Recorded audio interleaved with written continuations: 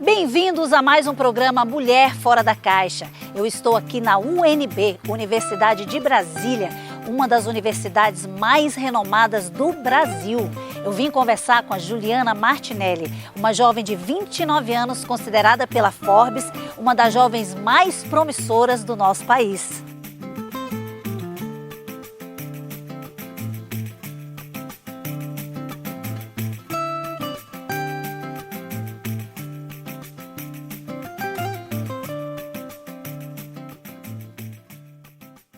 Olha aí, Juliana Martinelli, que prazer te encontrar. Tudo bem? Tudo meu, Débora. Aqui é o seu local de trabalho? Isso mesmo, vamos lá conhecer? Quero conhecer tudo do seu trabalho e do seu projeto. Vamos lá, te apresento.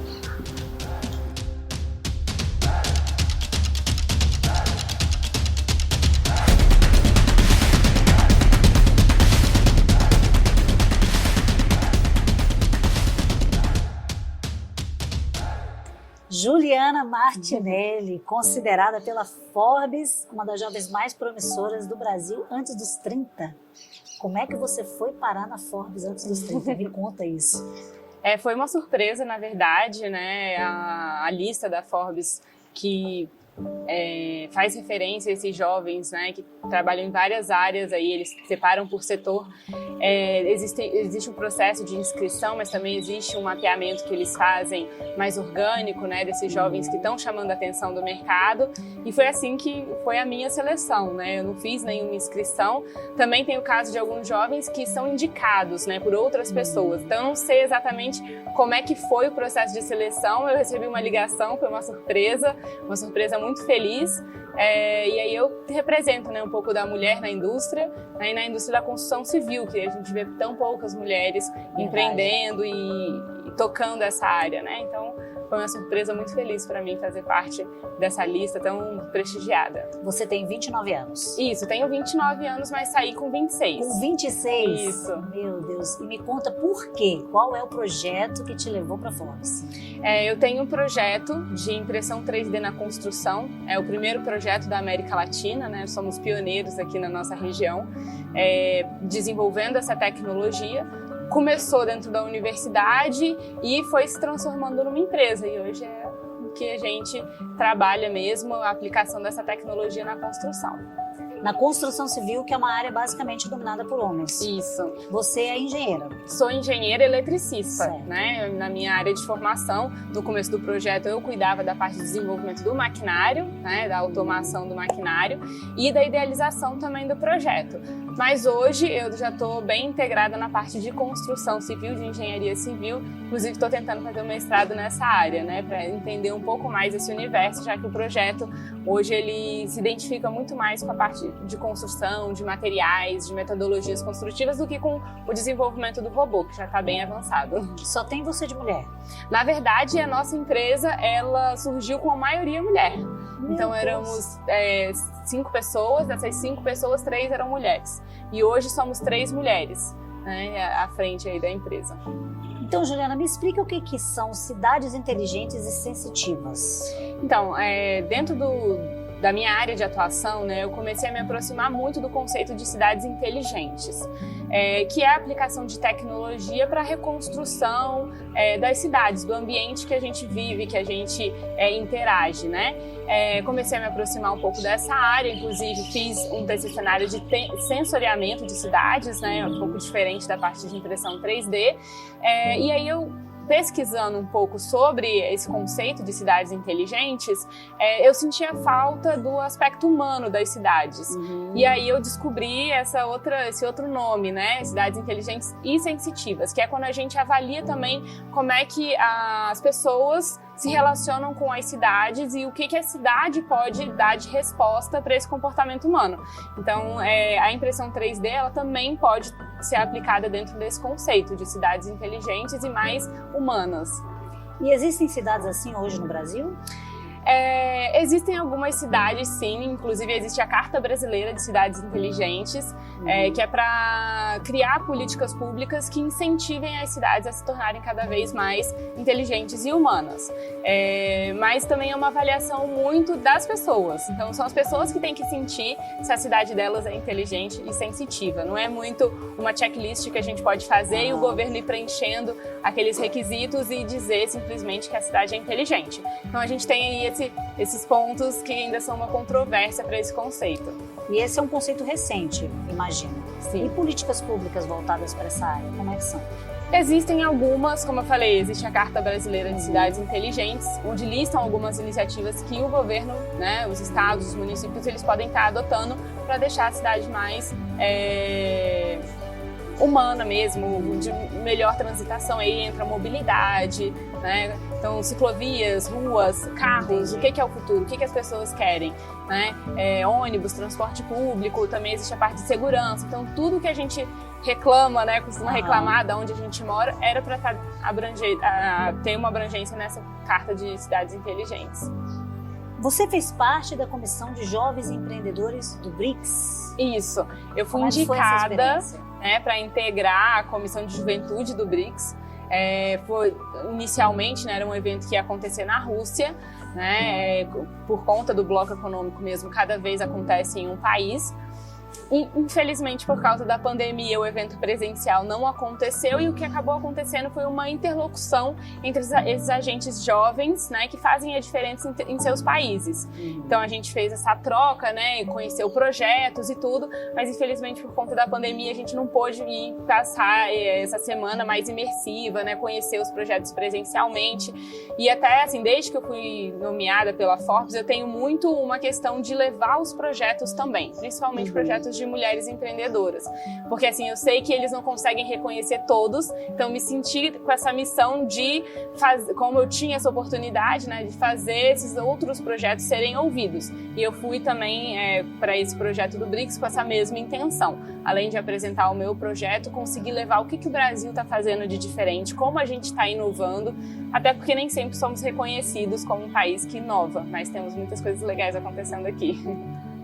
Juliana, Inova House 3D é o nome da sua empresa, não é isso? Isso. É uma startup. Isso, exatamente. E a tecnologia de impressão 3D está aqui no seu laboratório, aqui na UNB? Isso, a gente trouxe a tecnologia, né? Ela ficava antes no Senai, em Maringá, e a gente trouxe aqui para a UNB para abrir o primeiro laboratório do Brasil universitário focado na impressão 3D na construção. Então a gente está desenvolvendo pesquisas, né? Está montando um time de pesquisadores aqui dentro, né? E criando uma linha de pesquisa dentro da UNB para trabalhar com esse tema. E eu consigo ver essa impressora 3D trabalhando? Consegue sim, vamos lá mostrar. Vamos lá, quero ver.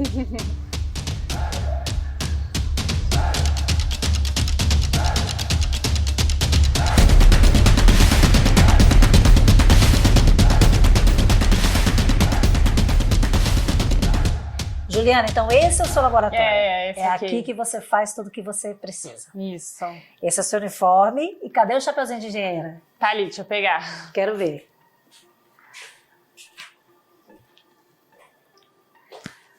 Coloca pra gente ver. Você usa de verdade aqui dentro. Tem que usar. Tem que usar. A gente tem que usar Norma de EPIs, segurança. Exatamente, para a segurança de todo mundo que trabalha aqui. Então a gente tem luva, né? Tem chapéu, tem vários tipos de luvas diferentes, dependendo do que a gente for fazer, né? A parte de calçado também. Hoje a gente tá quebrando um pouco o protocolo, mas tem também o calçado para você não pisar em algum objeto cortante, né? E não machucar. E cadê a famosa impressora 3D? Essa aqui. Essa aqui, gigante? Isso, exatamente. Meu Deus, eu achei que fosse uma coisa pequena, que saísse um tijolinho por vez. Não. Quantos tijolos? A gente consegue fazer vários tijolos, né? Ou vários objetos. Depende da nossa criatividade. O que a gente modelar no computador sai aqui. Ela transforma da realidade virtual para a realidade real. Por exemplo, uma parede Uma inteira. parede, um banco. Um banco? Aqueles bancos de praça que a gente vê de cimento, a gente Aquilo consegue fazer também consegue aqui. fazer? Consegue. Que mais? Me dá mais Vaso uns de exemplos. planta. Meu Deus. Pavimento permeável, aqueles pavimentos que a gente vê que sai uma graminha e tem um desenho na calçada. A gente consegue fazer aqui também. A gente faz muito ensaio de parede, né? Então a gente desenha algumas paredes, painéis 3D. jardins verticais também. Quando você imprime uma parede inteira, aí você leva, coloca num caminhão e leva para o local onde vai construir a casa, é isso? A impressora 3D a gente pode fazer tanto pré-fabricado, que é dessa forma, ou seja, a gente tem um laboratório, fabrica os módulos no laboratório e leva, ou a gente pode instalar a máquina no próprio canteiro. Você leva essa máquina inteira? Isso. Tá. E aí lá você consegue construir uma casa em quanto tempo? Até 100 metros quadrados a gente consegue fazer com uma máquina em 48 horas. 48 horas? Isso. Meu Deus do céu. E por que todo mundo não está fazendo isso? É uma tecnologia nova, né? A gente ainda é um dos poucos projetos que existem aqui na América Latina. E então a gente está rompendo algumas barreiras, né? Até de regulamentação. Como a gente está trabalhando com construção civil, que é um setor muito regulamentado, principalmente por causa da segurança da habitação, né, da construção, a gente precisa desenvolver isso dentro da academia, fazer uma linha de pesquisa para ter resultados científicos de que essa tecnologia funciona. Apesar de já ter cases internacionais provando que ela é super viável e consegue resolver vários problemas da construção. De quais países, por exemplo? Os mais fortes que a gente tem hoje, né, são Europa e Estados Unidos ali. Então, a gente tem vários projetos nos Estados Unidos e vários projetos na Europa também que já estão a nível comercial. Então, a gente já tem casas, por exemplo, no mercado imobiliário americano vendidas usando a impressão 3D. E para construir essa máquina custou muito dinheiro? A gente já recebeu mais de R$800 mil de investimento, né? Todo esse montante foi ou de investimento próprio ou de edital de fomento público à inovação. Então, inclusive, essa máquina que foi construída com recurso da FAPDF, que é a instituição que fomenta a inovação no Distrito Federal, né? E a gente também teve, para desenvolvimento do material, um apoio do edital Senai de Inovação, que é um edital nacional.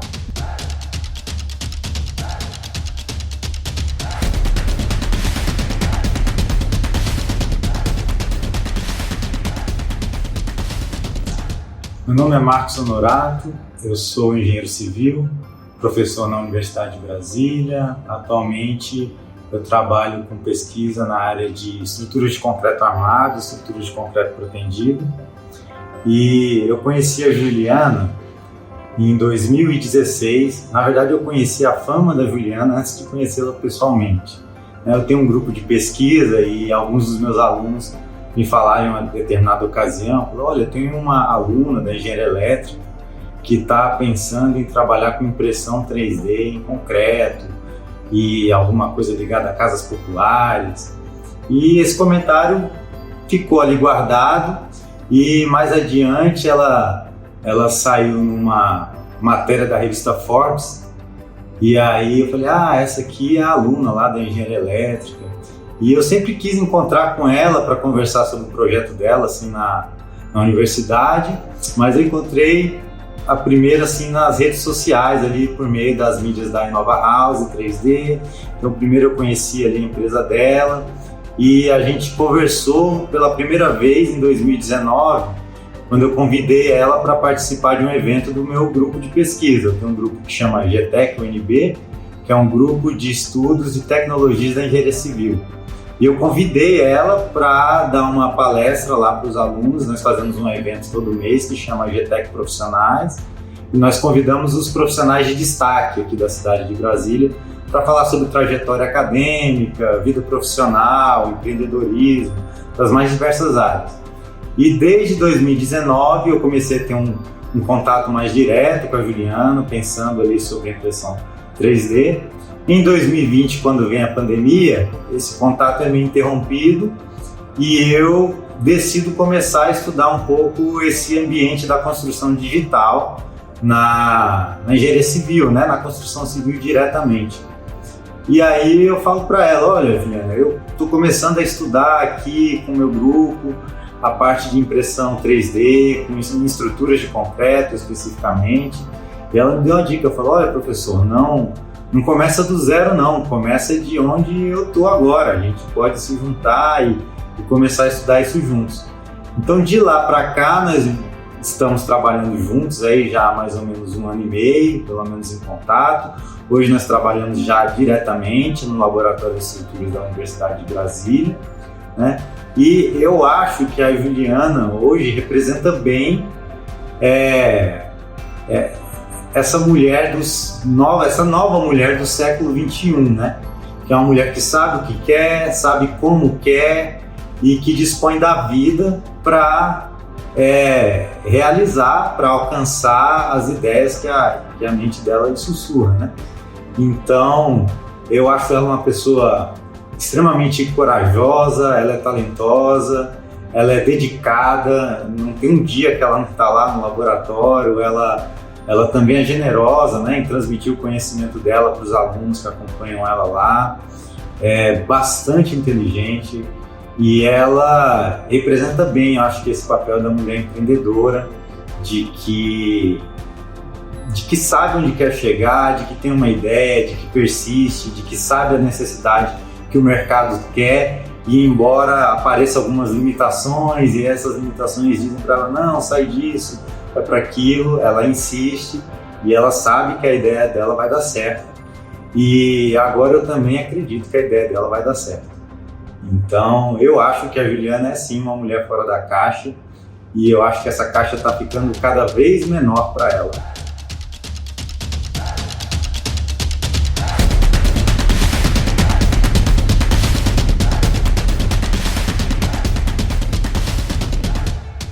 Eu vou pedir para a Juliana me levar para conhecer o Galpão, o Laboratório da Engenharia Civil, que é da UNB. Eu quero entender melhor esse projeto, conversar mais com você. Você me leva? Lógico, vamos lá. Maravilha, vamos lá.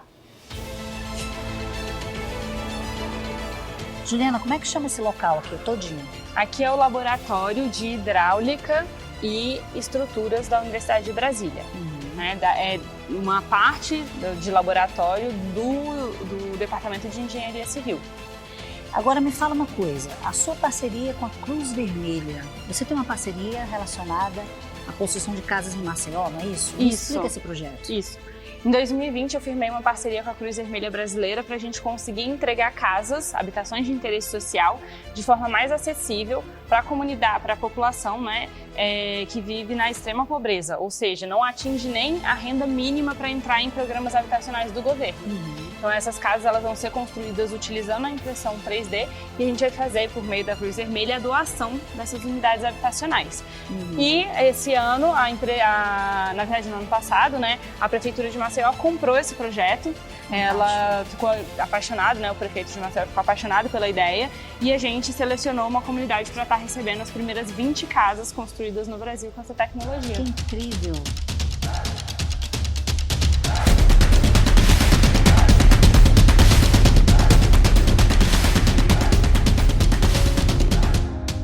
Bom, o projeto da nossa Vila Resiliente, humanitária, autossustentável e com democratização da tecnologia, a primeira vila que vai acontecer, que vai ser formatada no mundo, é uma parceria da Cruz Vermelha junto com a Inova House. A concepção do projeto veio de uma reunião da Cruz Vermelha com a Juliana na Inova, e a Juliana colocou à disposição essa impressora 3D para levar à população uma solução de devolução de dignidade através das habitações.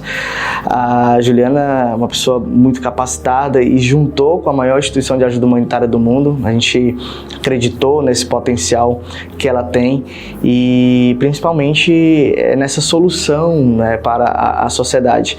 Então, uma concepção desse projeto foi criada através dessa reunião, uma forma conjunta, né, de darmos as mãos para solucionar um problema de devolução de dignidade. E é um projeto maravilhoso, um projeto lindo, né, que quando as casas começarem a ser construídas, a gente vai ter com certeza absoluta um resultado maravilhoso, porque imagina, as pessoas têm direito à moradia, direito constitucional, direito à moradia, e é através dessa junção de forças, de um projeto conjunto, de um projeto de mãos dadas entre a Cruz Vermelha Brasileira e a Inova House, a gente vai ter realmente famílias e mais famílias beneficiadas com essa junção de forças e principalmente a devolução da dignidade, a devolução do sorriso e a entrega de uma vila resiliente, autossustentável e com a democratização da tecnologia a primeira do mundo.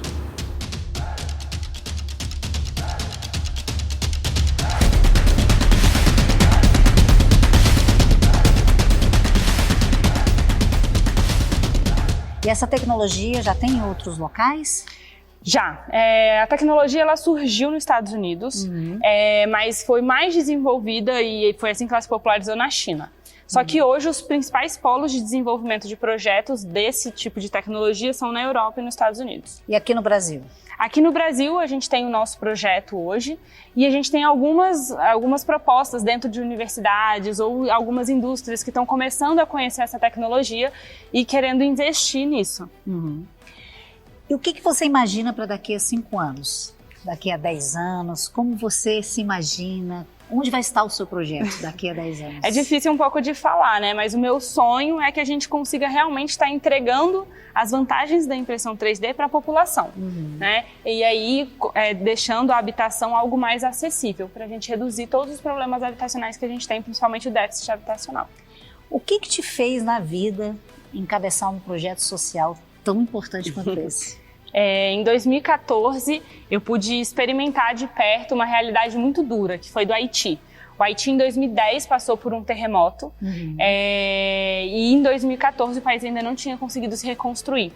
E aí, nessa mesma época, a China, que é aquele projeto que eu falei, lançou uma matéria de que ela estava imprimindo 10 casas em um dia, com essa tecnologia de impressão 3D. Ficou uma pulguinha atrás da orelha, eu não consegui abandonar essa tecnologia, comecei a pesquisar mais sobre isso e tive a ideia de levar essa tecnologia para Haiti, para reconstruir o país. Infelizmente não deu certo, a tecnologia era muito nova na época, então eles tinham muito medo de levar mais problema do que uma solução em si. E aí eu resolvi desenvolver a tecnologia aqui para quem sabe conseguir impactar tanto os brasileiros quanto todo mundo que precisa aí de habitação e de reconstrução no mundo. Desde criança você sempre pensou em fazer algo com viés social? Não. Ou foi acontecendo? Foi acontecendo, na verdade. Eu sempre tive um incômodo muito grande com a questão de falta de habitação no mundo, né? Então eu via moradores de rua, né? Eu fazia alguns projetos sociais, já fiz alguns projetos sociais antes de abrir minha startup com um propósito social, mas eu não sabia exatamente qual causa que realmente ia me fazer levantar da cadeira para agir. Né? E foi essa. E com relação a investimentos, o seu projeto certamente precisa de investimentos. Com certeza. Hoje, inclusive, a gente está montando a nossa primeira rodada de investimento e quem se interessar pelo projeto pode estar buscando a gente nas nossas redes sociais, no nosso e-mail, para conhecer um pouco essa tese de investimento e ajudar a gente a desenvolver ainda mais essa tecnologia aqui no Brasil. Qual é o e-mail que você quer deixar ou o Instagram? Pode entrar tanto em qualquer rede social, né? Instagram, Facebook, LinkedIn, é InovaHouse3D, o nosso arroba. E o e-mail é inovahouse3d@gmail.com. Aí pode encontrar todas as nossas informações lá. Também tem o site, que é inovahouse3d.com.br. Mas colocando no Google InovaHouse3D dá para achar. Juliana, como é que chama isso aqui? Isso aqui é um bloco de alvenaria 3D. Ele é mais resistente ou menos resistente que um tijolo? Ele é mais resistente do que o tijolo. Por quê? Porque a gente está trabalhando aqui com uma parede densa, né, toda feita de cimento. Então, ele se compara muito com a parede de concreto, a resistência de um bloco desse. E ele é mais caro ou é mais barato que um tijolo? Essa é a pergunta de milhões. Quando a gente fala assim, do material, por exemplo, né, como ele é um material mais denso, ele é todo de cimento, ele é um material mais caro do que o tijolo. Só que quando a gente coloca isso na obra, onde a gente leva em consideração outros parâmetros também, como mão de obra, a gente consegue um melhor custo-benefício, porque a gente consegue otimizar a mão de obra e otimizar o tempo e o recurso da obra também. Então fica mais barato construir com isso aqui, a relação custo-benefício compensa. A gente consegue hoje, comparando com o tijolo e o bloco de concreto, uma redução de até 20% no metro quadrado construído. Olha que coisa. E isso aqui, o que que é? Isso aqui são alguns ensaios que a gente está fazendo para pigmentação do nosso concreto, né, da nossa massa cimentícia. Então a ideia é que o cliente ele consiga personalizar, além do formato, também a cor do seu objeto impresso em 3D. E isso vale para a parede também, a depender do gosto. Então eu posso construir uma casa, cada cômodo de uma corzinha diferente. Exatamente. É interessante. Juliana, agora me diz uma coisa. Como é que é uma mulher como você, com a sua inteligência, com a sua capacidade de criar coisas incríveis, no meio de homens na engenharia civil no Brasil? A engenharia civil ela é uma indústria ainda muito fechada, né? Então, tanto para inovação quanto para ideias diferentes, novas metodologias. E isso tudo também vem por conta de regulamentações, regras, né? A gente está trabalhando aqui com uma parede que pode cair em cima de uma pessoa, né? Então eles têm uma certa burocracia, mas está se abrindo muito espaço para isso. No começo do meu projeto, lá em 2015, eu tive muitas dificuldades. Um dos obstáculos é porque eu era muito nova, né? E o outro também porque eu era uma engenheira eletricista querendo inventar moda para construção civil. Mas hoje a gente já tem alguns cases lá fora e isso me ajuda muito também a conseguir movimentar isso dentro do Brasil. Mas são vários desafios que a gente tem que enfrentar. E como é que é a questão da inovação nessa área? É um desafio também aqui no Brasil?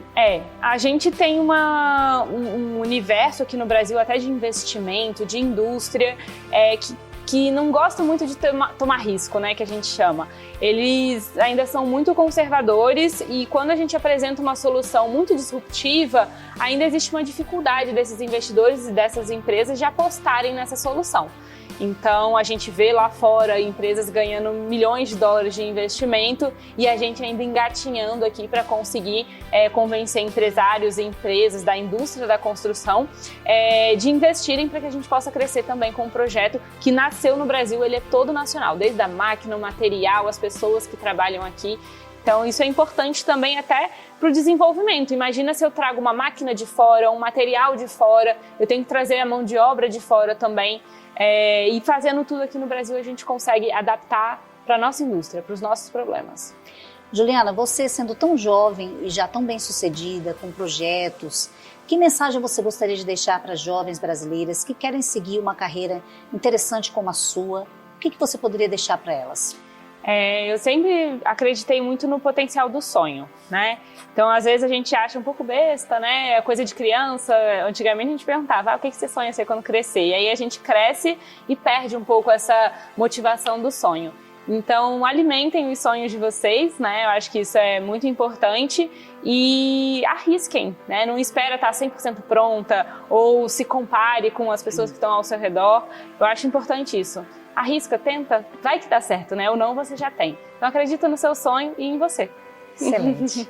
Pessoal, essa foi a Juliana Martinelli e eu queria dizer para vocês por que eu convidei a Juliana para participar do programa Mulher Fora da Caixa. Eu acho que eu nem preciso dizer, né? Se tem uma caixa, tem uma outra dentro e mais uma dentro, ela está fora de todas as caixas.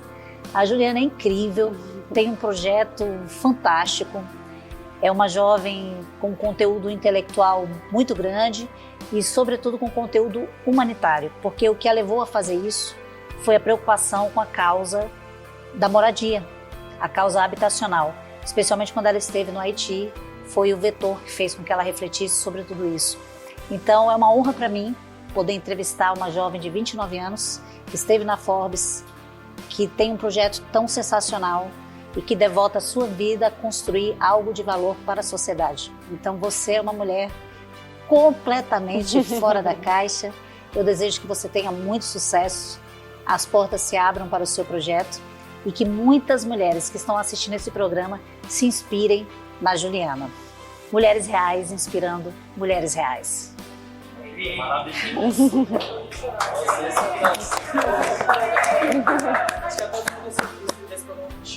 Eu tô quase chorando.